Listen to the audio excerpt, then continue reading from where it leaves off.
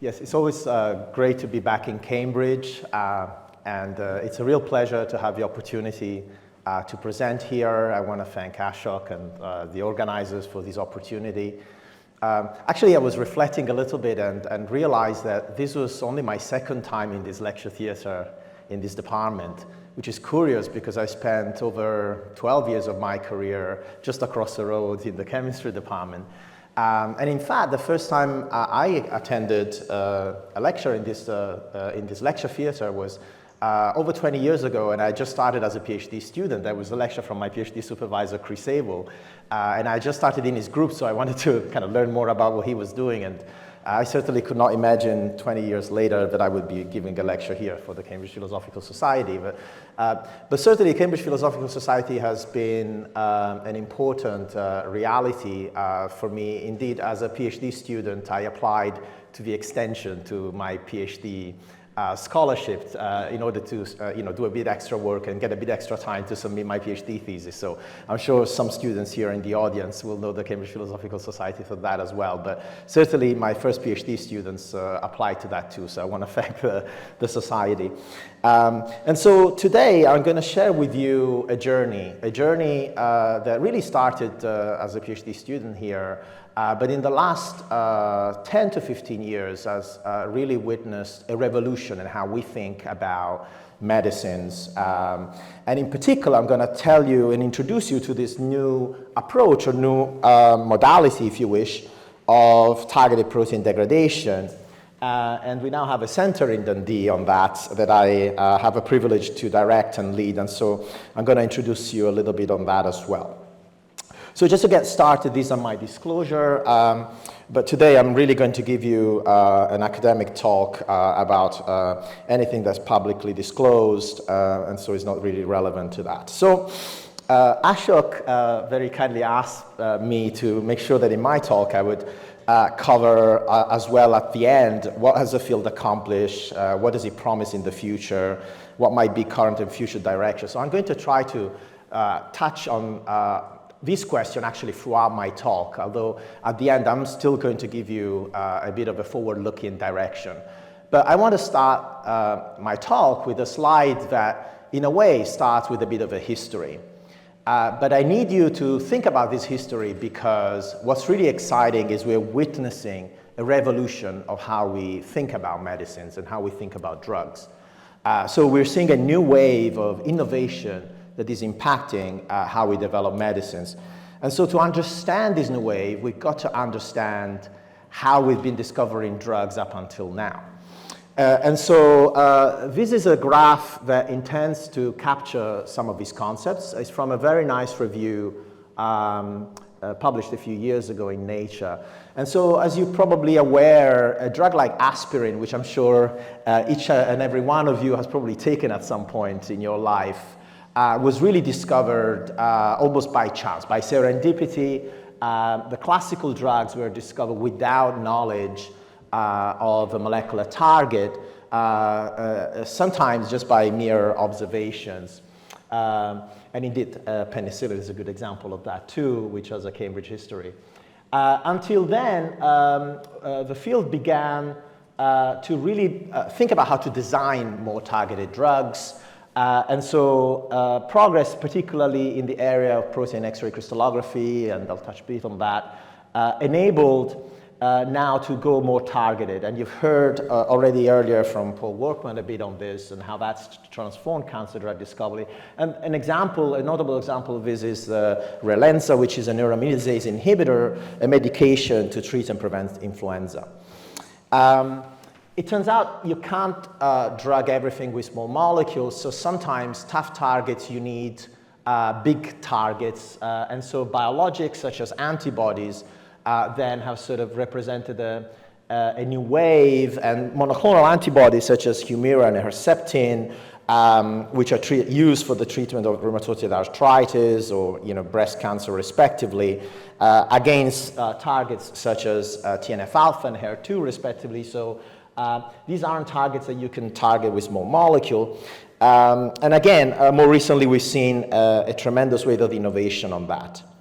But in all of these cases, we're thinking about antagonists or blockers or inhibitors. We're thinking about agents that somehow gum up our targets. What I want to introduce you to instead is an innovative approach whereby now we're thinking about molecules that bring our target protein into proximity with something else.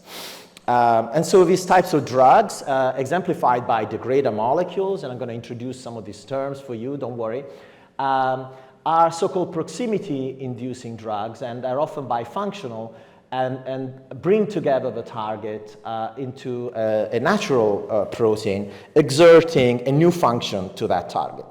So how did we get to this? Well, it turns out that the field of protein degradation, in particular the ubiquitin proteasome system, has been fundamentally pioneering to think in this direction. And in fact, historically, scientists have dreamt of and even patented that what might, with a bifunctional small molecule, perhaps bring the target protein of interest into proximity with what at the time in the late 90s was known as the ubiquitination system without too much molecular understanding. And then later on in 2004, these individuals won the Nobel Prize in Chemistry for the discovery of the detail of how indeed those systems work. But at the time, it was a rather schematic view. These molecules were sort of thought of almost like dumbbell. Certainly industry did not think that this was a viable proposition. It's already hard enough to find a drug for a single target, and you're now proposing to find one that binds two at the same time. This is just not going to work. But early proof of concept followed, which demonstrated the potential to do that against now well understood, more understood molecules that in the ubiquitination system catalyze ubiquitination of target proteins, and that ubiquitination could then lead to the degradation of the target protein. And so still it took over a decade to convince the industry that this would be a viable option. And in the past 10 to 15 years, we have witnessed dramatic discoveries, and I'm going to cover some from my own laboratory as well as many others that have really made not only important pivotal advances, but also demonstrated real-world application. And we now have drugs into patients that work via this way. And so I'm going to get to you there very shortly. But briefly, let me start to you by reminding you that the approach of target inhibition works, and it works by this idea that your drug has to fully occupy and saturate your target protein. And to do that, it has to achieve and maintain high enough concentration at the site of action in order to typically saturate beyond 95, 99% of that target. That often means that this has to be 100, 1,000-fold above the dissociation constant for that target. This means you need potency, you need high affinity, you need to achieve that high concentration, so the drug has got to have good physical properties and be bioavailable. Most importantly, it has to target a functional site. If you're blocking a site on the target that the disease doesn't really mind about, that's not very useful. And critically, your target remains inside the cell. And just have a thought a little bit now about how typically drugs are identified through genetics, genomics, or other types of approaches, through mutations or sequencing or biological studies.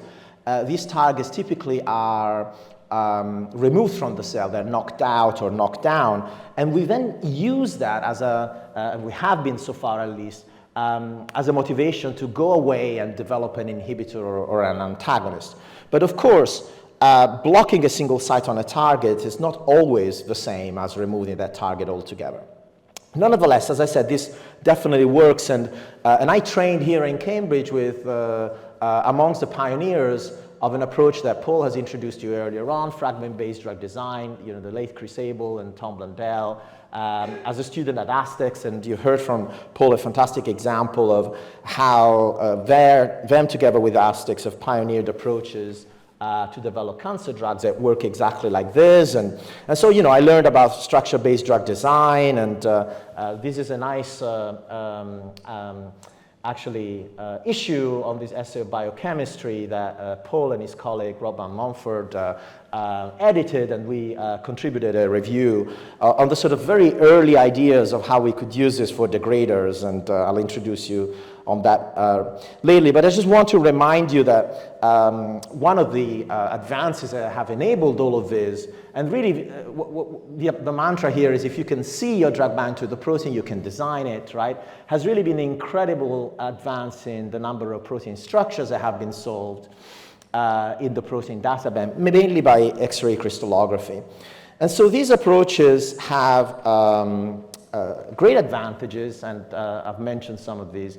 One of the nice things about this is you get very nice drug-like small molecules. You often can get them quite small and orally bioavailable, and so they're favorable for patients. But there are a number of limitations, and so I just want to cover 3 for you to take home. So firstly, by this approach in the field, we tend to see a disconnect between the activity in a cell and typically in the patient and in vivo and the biophysical binding in vitro. And that has to do to a number of reasons, but certainly this efficacy disconnect has bothered me for a very long time. It turns out that this may work well with protein kinases or receptors that have these beautiful pockets to bind these small molecules, so you can achieve that high affinity. But it turns out the vast majority, estimated to be over 80% of the proteome, lacks indeed these beautiful pockets. And these are often the real driver that drive diseases such as cancer and other diseases. And so finding molecules that prove efficacious against those can be very challenging. And ultimately, biology is really complex. And ultimately, it rules. You may find that on a protein, you might be able to get a site where you can get the small molecule chemistry with the right property. But then if biology cannot be modulated by that approach, then you're really stuck. And so the new concept that emerges is how about instead developing agents that work very much like biologically what we do to validate target, that remove them completely. And now these molecules, so-called degraders, only has to bind once on a target, and as that target gets removed from the cell, but our degrader agent hopefully is not, then this molecule can go on and on in an event-driven fashion, so not driven by occupancy, and so substoichiometrically, meaning that it doesn't have to saturate the target at any one time, in a pseudocatalytic fashion, very much acting like an enzyme. This degrader drug can be active at very low concentration, can be working by binding anywhere on the target protein, and ultimately the target protein is removed entirely from the cell, and so you're relying now on the cell resynthesizing the target protein potentially to combat and fight back against your medicine. And so what's really striking about this is that we now know that one of the best ways to do this is to recruit your target protein into proximity, indeed, to those ubiquitin proteasome system agents, so-called E3 ligases, driving the target ubiquitination and degradation. And it's via this so-called ternary complex. And so the mechanism is fundamentally distinct. It's thermodynamically, kinetically, and structurally different.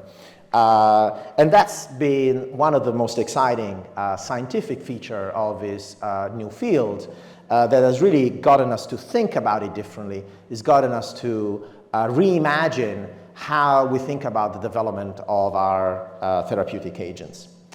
And so is all this magic? Well, it turns out it's not. It turns out we can learn a lot from nature, as is often the case. And I want to give you just 2 examples of agents from nature that work exactly like this. They work like degraders. The first is actually from viruses. And viruses are extremely clever organisms that through evolution have hijacked very powerful mechanisms. And one example of this is this virus, HIV virus, that expresses a protein called VIF, which binds to an E3 ligase in the host cells to degrade an antiviral defense host protein, ApoBec, and we heard about this protein in the first talk earlier this morning. And so, in a way, this degrader agent is actually a protein itself, this protein, small protein called VIF. And so there's an interest actually in developing biological degraders, small protein degraders, but for the purpose of my talk, I'm going to focus almost entirely on small molecule-based approaches.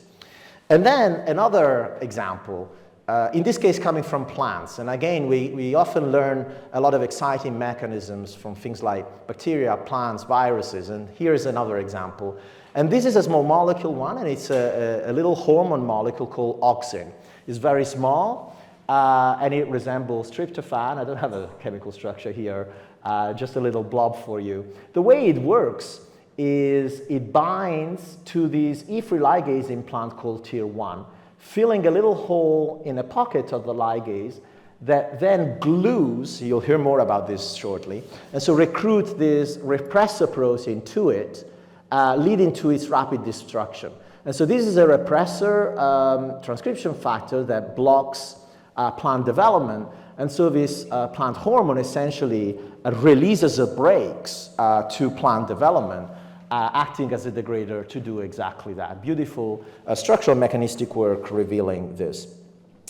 And so nature kind of gave us some hints that it is perhaps and indeed possible to do that. And so I just want to now briefly introduce to you the individual players in this ubiquitin proteasome system, in case you're not familiar.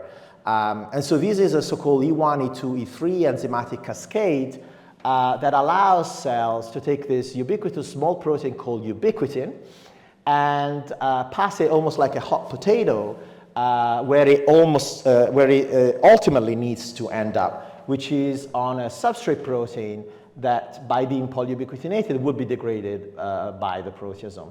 And so these are the key enzymes, E3 ligase, you'll hear more shortly, that bring that substrate protein on one side through protein-protein interactions, and on the other side recruit this activated ubiquitin.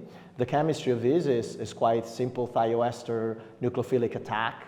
And then a lysine residue on the target protein gets modified, and the lysine residue on ubiquitin gets modified. So you build these chains on the target protein, and these chains get rapidly recognized by the proteasome and degraded. So we now really understand well how this works, although there are still twists and turns mechanistically and structurally of details.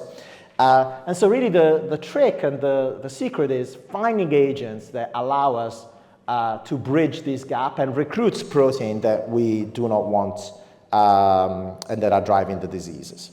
And so a little bit about that proof of concept, published in 2001 from Craig Cruz, Ray Deschaes, and Kathleen Sakamoto, really conceptualized this idea of this bifunctional molecule. And this was shown as a very landmark paper. However, it had substantial limitations, and the major limitations at the time was that there were no such drug-like small molecule for these E3 ligases. And now on top of that, you have to attach via linker to another small molecule for your target protein. And so these molecules ended up being quite large, very peptidic, and so they were resulting in using peptides from the native substrates of these E3 ligases. And so it was clear that we needed more drug-like small molecules to these E3 ligases to really take this approach to the realm of drug discovery. But this was not an easy feature. It is E3 ligases, and we're now zooming in more into their beautiful structural arrangements. They lack these beautiful deep pockets that you've seen, for example, from protein kinases in previous talks. They operate via protein-protein interactions. They have these flat, featureless surfaces, and they're multi-subunit complexes, so some quite challenging to study, purify, and screen. And so the industry had tried some early efforts and failed miserably to use the conventional approaches to do so. So we had to start somewhere, and so I met Craig at a conference in 2007, and we decided to team up as I was starting my group later in 2009. and to begin to work against this ligase called von Hippel-Lindau. It turns out this is a very important ligase involved in oxygen sensing and the hypoxic response in its own right. And so a lot of studies had revealed not only its biological role, but also its interaction with the native substrate, this hypoxia-inducible factor 1 alpha with this epitope peptide bound to the von Hippel-Lindau protein. And zooming in into this structure, and what you've got here is a whole model of the various crystal structures of the component, including a later structure from my lab of the colon. You could see that this peptide, this protein-protein interaction, looking potentially really undruggable. However, we felt that this hydroxyproline could provide us with a starting point. Nature had given us the opportunity of a little amino acid being specifically recognized by the ligase. And so this is exactly what we did. And we teamed up, and with my expertise in my lab from fragment-based drug design and Craig's expertise in PROTACs, we began atom by atom, structures by structures to build around this hydroxyproline. And so I don't intend you to see and look into the details of all what I've got written in here, except just to take you through that this took a lot of, many long years of efforts between the two labs.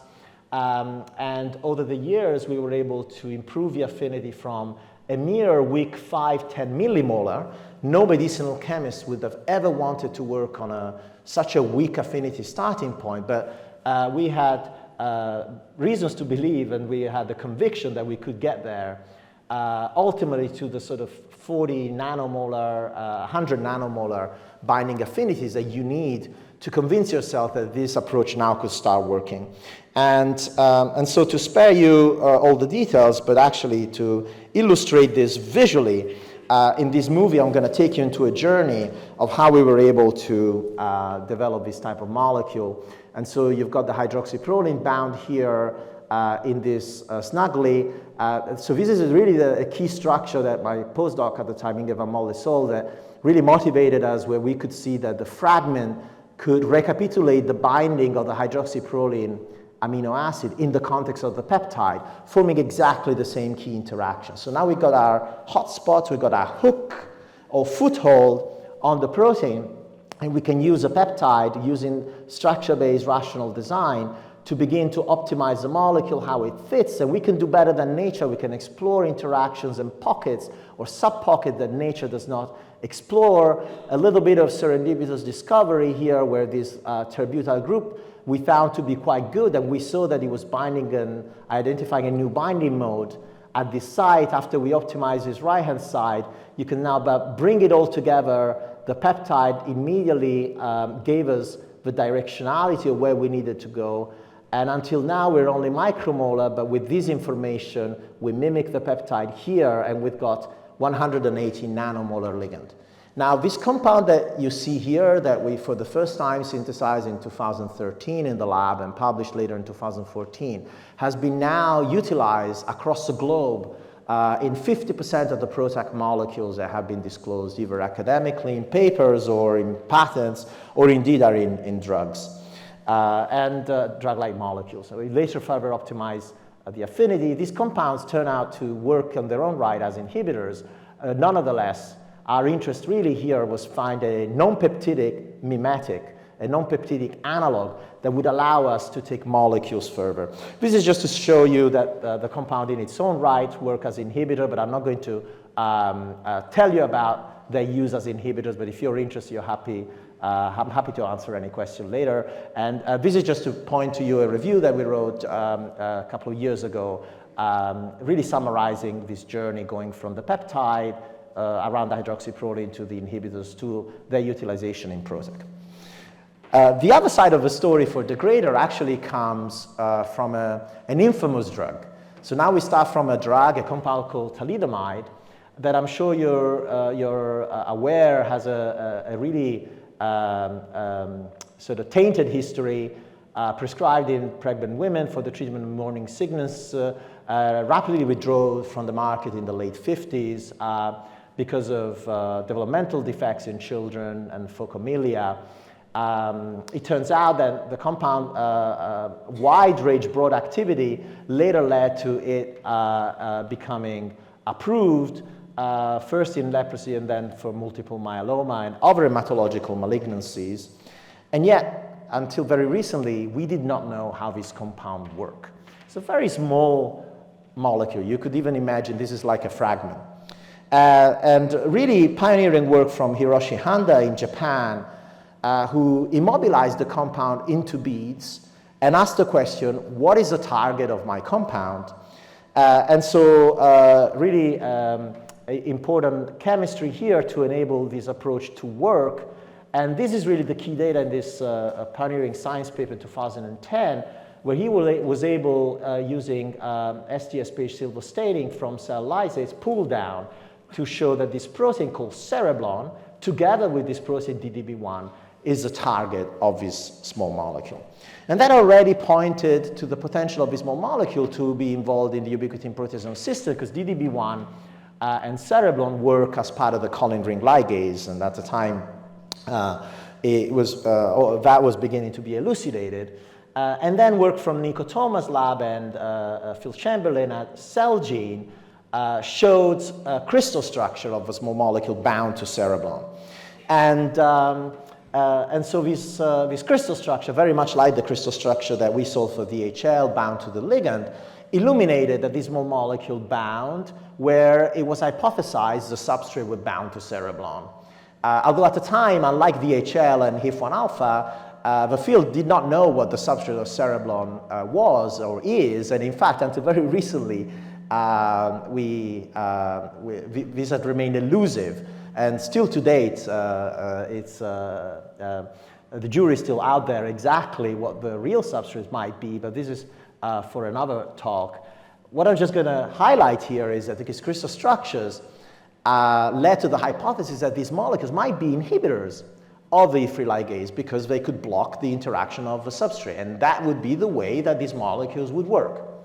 And instead, a surprise, another twist and turn in this field, instead showed that when looking at global proteomics strategy, work from Ben Ebert and Bill Kaelin and others demonstrated that they didn't really see any protein level going up, but they did see some protease level going down, suggesting that this molecule might work as degraders themselves.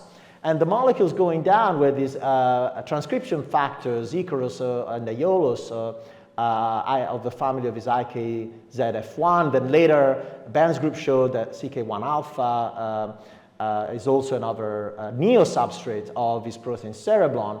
And that these transcription factor then explained the polypharmacological and remarkable anti-inflammatory and anti-cancer activity of these molecules. So here the molecule itself acts as a degrader, and I should say this particular analog of thalidomide, lenalidomide, in case you're not aware, has been approved now as anti-cancer agent for hematological malignancies for several years, in fact over a decade, and is what you would call a blockbuster drug. A drug that has generated years after years revenues beyond $1 billion. So this molecule has saved lots of patients' lives, and only in the last decade it's been revealed to work such as a degrader. Nonetheless, this is just to summarize to tell you that suddenly around that time in the field we had drug-like small molecules that really look like drug, that enabled the field to move beyond peptides. And so we and others began to tether these molecules, and thanks to those crystal structures, we know exactly where to tether them and modify them in a rational way, because when you see it, you believe it, and you can design it.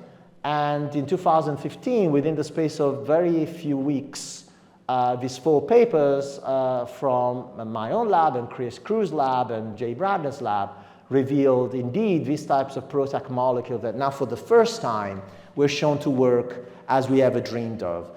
They were potent, they were selective for the target, they were active in cell, but also in vivo, and they were based on 2 different classes, the VHL and the cereblon ligand, and the scope of their activity was demonstrated by working on different sets of targets. So this was really the tipping point.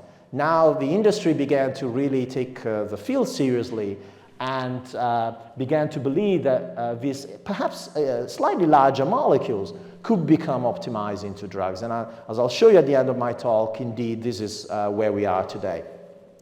So I want to now spend the next few minutes telling you a little bit about what we've learned of how this molecule work. And our molecule MZ1, shown here, a simple PEG-free linker of a VHL ligand to JQ1.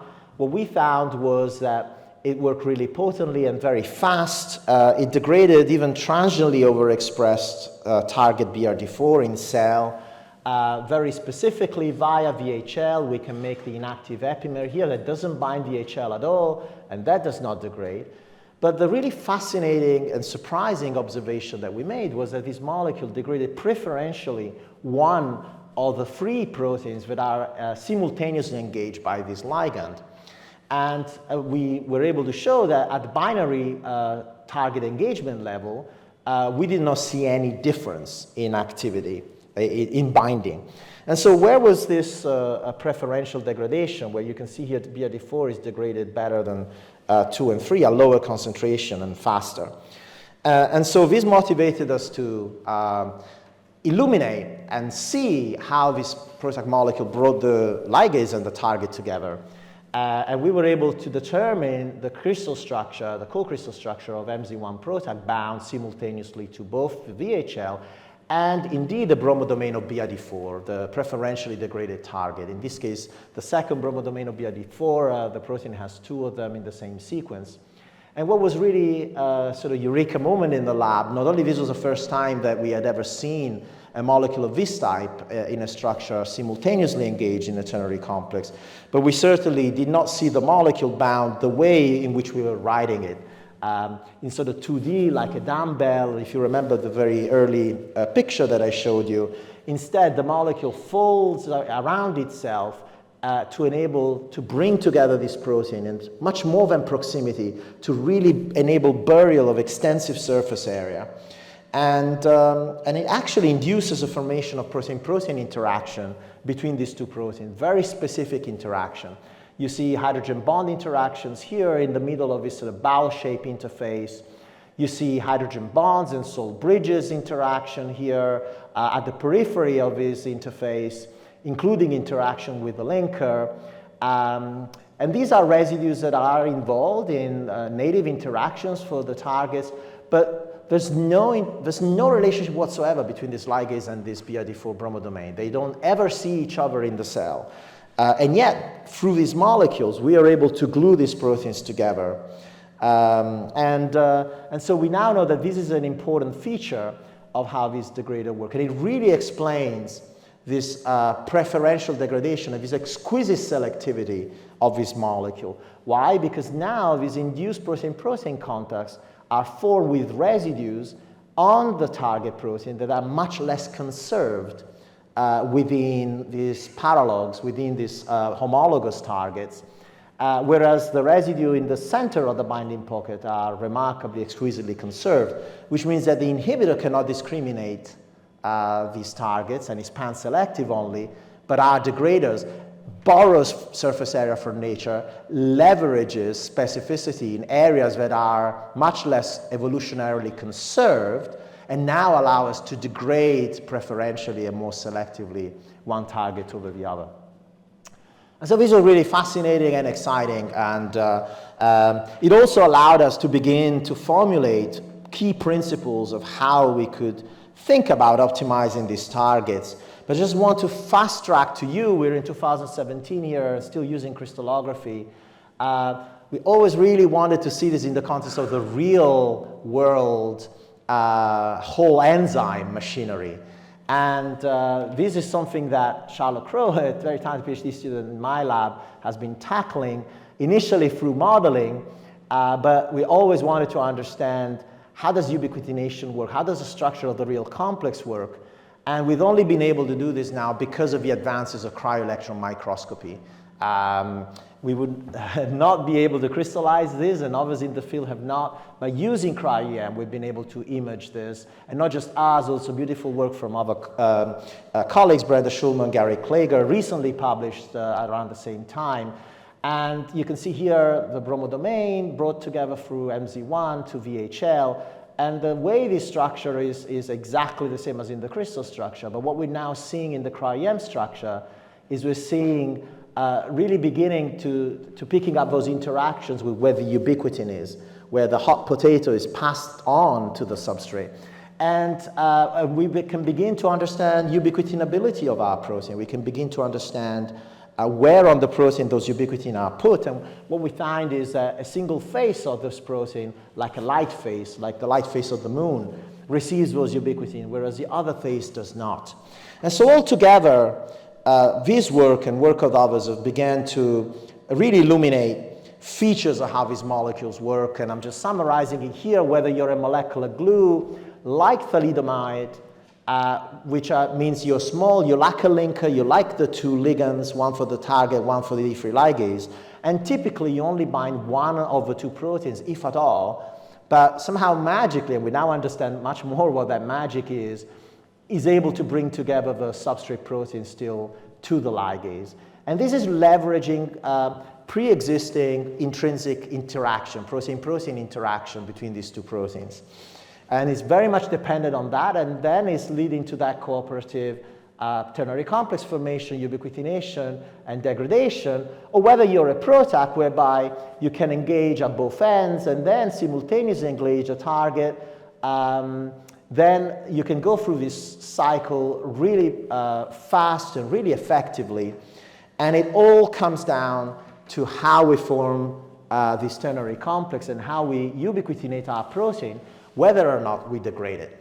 And even for a same pair of E3 ligase target protein, it's all in the chemistry of how we bring it together. Whether we don't degrade it at all, or whether we degrade it within hours and sort of lousily and incompletely, or whether we degrade it really fast and profoundly and remove it from the cell.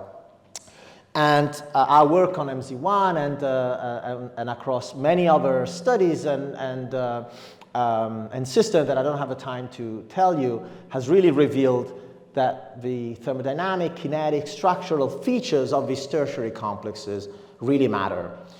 They matter in terms of determining the concentration at which these degraders work, how fast they work, how effective they work, how selective they can be.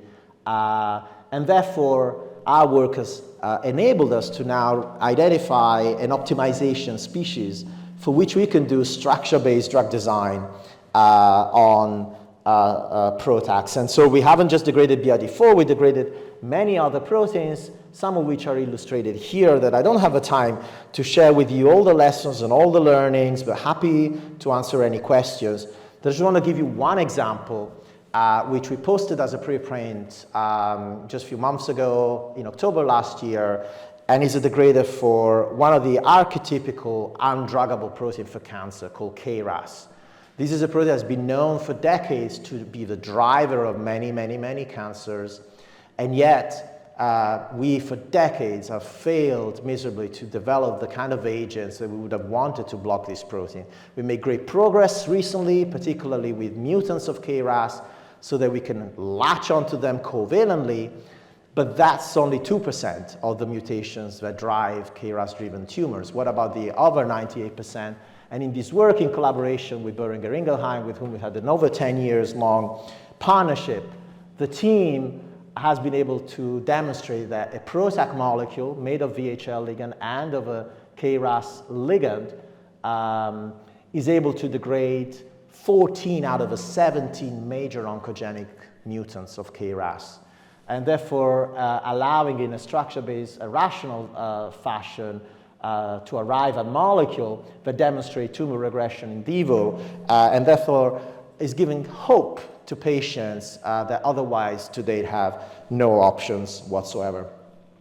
And so, very briefly to tell you here that these molecules now provide an opportunity to have novel chemical tools to study biology. And Paul has already introduced to you the concept of chemical probes. Highlighted here are some of the products that have been designed and qualified out of my laboratory over the years that we have shared openly with the community.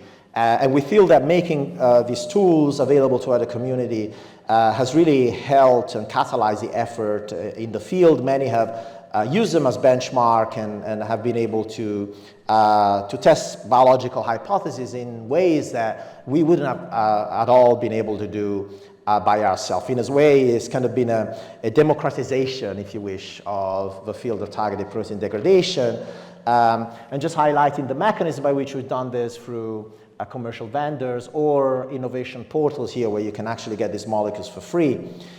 When we think about chemical tools, it turns out that getting a highly selective, potent, and surgically useful chemical probe for your protein of interest can be really, really hard. And in fact, one reason is I told you that 80% of the proteins don't have good ligands. They're not druggable, they're not ligandable. And so a very good approach to circumvent that is this idea of these inducible degrader technologies. Because we have ligands for certain proteins, like our MZ1 with this small bromodomain, we can use that as a tag. So we can now use genetic engineering, such as CRISPR approaches, to introduce that little sequence that encodes that region that we can now recruit to the E3 ligase. We have to use little chemical biology tricks, such as the bump and hold, to introduce allele selectivity, so you don't actually degrade the endogenous protein, which you wouldn't want. And just introducing to you this tool that we developed called BromoTag. This is adding on to the arsenal of many other inducible degrader tools, and there are many more that are being developed. And so as a cell biologist or biomedical scientist, if you want to study the effect of degrading your target protein very rapidly, I'd really encourage you to think about using this kind of tool in your research. But ultimately, it's about developing molecules that have the potential to become medicines. And of course, lenalidomide is an approved medicine, but we want prospectively, right, to have medicines that degrade the targets that we want. And I'm delighted to tell you that this fundamental work and science stepwise and not with often twists and turns, and it takes not only a village, as Paul said, to develop drugs, but it actually takes many, many, many years of long and small advances, has now led to almost over 40 design molecules in the clinic. We've got over 25 of PROTAC degraders of shape and structure that I've illustrated to you, across many targets, for many indications, from many, many different organizations, as well as molecular glue degraders in the clinic, being tested in patients. And these are just to give you examples of molecules that were disclosed just last year at the American Association for Cancer Research, of molecular glue and PROTAC molecules. And it really incredible is to think that even just 5 or 6 years ago, there would not be any disclosures of degraders at cancer conferences. Whereas now, you go to the new chemical entities and there'll be over 50% of them being degraders, and many, many are coming on a regular basis. So I now want to sort of start looking in my last 5 minutes, really to the future and what is happening now that is really exciting. I mean, the future of medicine is already, as I showed you, with these degraded molecules that are being developed in the pipeline. But what about the next 10, 15, 20 years? And I think one of the exciting things that we're seeing new mechanism coming up on a regular basis, new twists and turns to how these proximity-inducing molecules work. And I've showed you and I've told you about the conventional approaches, PROTACs, molecular glue, bifunctional, in trans, bringing the target and the ligase together, or monovalent, relying on this protein-protein interaction. We very recently, in a paper just published last month in Nature, have illuminated almost like the best of both worlds. There's really a continuum between these approaches, and what we were able to show is that bifunctional molecules can work like glues, and can work like we call it intramolecular bivalent glues. Meaning, instead of bridging the ligase and the target protein in trans, these molecules bind to two sites on the same protein. And without engaging directly at all to the E3 ligase, glue it now, leveraging those intrinsic interaction and surface complementarity features revealed by this conformational change. And so this is now illuminating incredible new opportunities in terms of how we think about not only screening and try to find the needle in the haystack, but actually rationally designing these types of molecules. And so this is kind of really the degradation revolution that we're navigating, and I'm sort of going back now since that 2001 paper, and I'm including here some of the landmark discoveries from my lab and others. It's really illustrated by the number of papers that are being published every year. It's remarkable. When I started working in this field, there was one paper a year if you were lucky, or two. Now you're lucky if there is one or two papers every hour. It's incredible how fast-paced this field is. And this is just PubMed search for the word PROTACs. And there are, of course, many other papers that don't use that word and just report degraders or other proximity-induced modalities. So if I think back in 2009 when we started, nobody was doing PROTACs. There was nothing going on in the industry. People used to roll their eyes when we talked to investors or pharma about this. I actually couldn't get a grant funded if I had said I would do PROTACs, so I said I would do something else and do that on the background. Which is crazy if you think about now the billions that are being invested in this field, and we now have all these drugs in the clinic being tested in humans. And it's also incredibly exciting to see how the field is not only democratizing degraders, but is catalyzing an inward flux of concepts and ideas from different fields converging into this, in this proximity-based field. So ideas about like microcyclization, or covalency, dynamic combinatorial chemistry from Jeremy Sanders, who's pioneered this, who's in the audience, from whom I learned as a student in Cambridge. So these two are examples from my lab, these others from others. Light-activated PROTACs, conjugating PROTACs to antibody to achieve selectivity, but also expansion to new modality.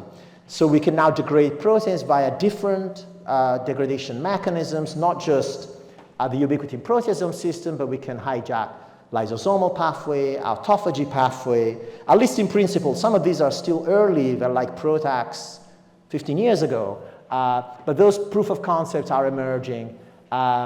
We're hijacking our enzyme to install post-translational modification. We're also hijacking mechanisms that impact on RNA and cleave RNA. And so if you're interested in thinking about how the field is now taking this concept of proximity-inducing approaches, with Xingui Liu, who's now an assistant professor in the University of Florida, was a postdoc in my lab. We wrote a review in this space, and this is for your reference. There's no doubt that the field can only go as far as our ability to develop new technologies is taking us. And I mentioned about cryo-EM, and it's truly been transformational how I've witnessed cryo-EM impacting the field, not just broadly of structural biology, but already the field of targeted protein degradation. And so, of course, in Cambridge here, mentioning Richard Herdesser and their remarkable achievements with the Nobel Prize in the development of cryo-EM. We at Dundee, just last year, a year and a half ago, installed our Glacios. And within just a year, we've been able to do, discover and elucidate structures that we could only ever have dreamt of. And I'm really excited about how technologies such as this and other technologies such as unbiased proteomics, but also structural prediction of proteins. And so AlphaFold, Rosetta, these are now approaches that are allowing us to think about how we can predict not only the structures, but perhaps potentially the interactions of protein. And so I want to conclude by telling you that I really see the future as bright. I really see what we know and what we have illuminated today as just the tip of the iceberg. These proximity-inducing agents and degraders, but beyond, are going to really, I think, allow us and the field to illuminate and tackle areas where we've been struggling, we continue to struggle, but the unmet medical needs are remarkable, and also where new mechanisms and new approaches are much in need. And so with that, I would just like to spend the last minute to give you a little bit of very, very brief propaganda about our new center at Dundee, where we really want to unearth, if you wish, or bring to life the bottom of this iceberg.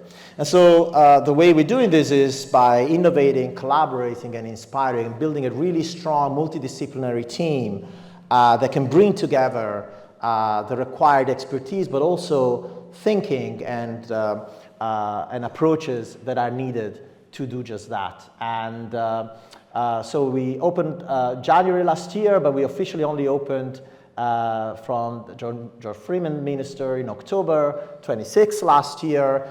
The week later, the minister resigned, so you could say that we degraded him. Nonetheless, it's really an exciting opportunity, and in May we're going to have a symposium, an official symposium, where we're bringing the world to Dundee, and we're excited to do just that, as well as bringing Dundee to the world in terms of what we can help the field advance. And we cannot do this alone. So collaborating with partners that really allow us to take our science forward, but where we can also help them to innovate so that it becomes a win-win is really critical and fundamental. And so our fundamental discoveries requires partnerships and collaboration in order to make a real-world impact. And we do this via two mechanisms. One is by forging highly collaborative and open and trusting partnerships with pharma and biotech, and through spin-out. And so briefly, collaboration with Boehringer, for which I mentioned on the KRAS just 2 days ago, we were truly delighted to be awarded the Further Faster Together award from industry and academia, collaboration from Cancer Research Horizons, and this is me joined by team members also from BI in London, and we were also sharing this with the University of Edinburgh and Nuvectis for a different discovery, so it was a good day for Scotland. And then Amphista Therapeutics, a company that I founded and incubated in my lab, has really been growing strongly, and you'll be delighted to know that the company has been based in Cambridge since September 2022, and really after several years of incubation in my lab and then in Scotland at Glasgow.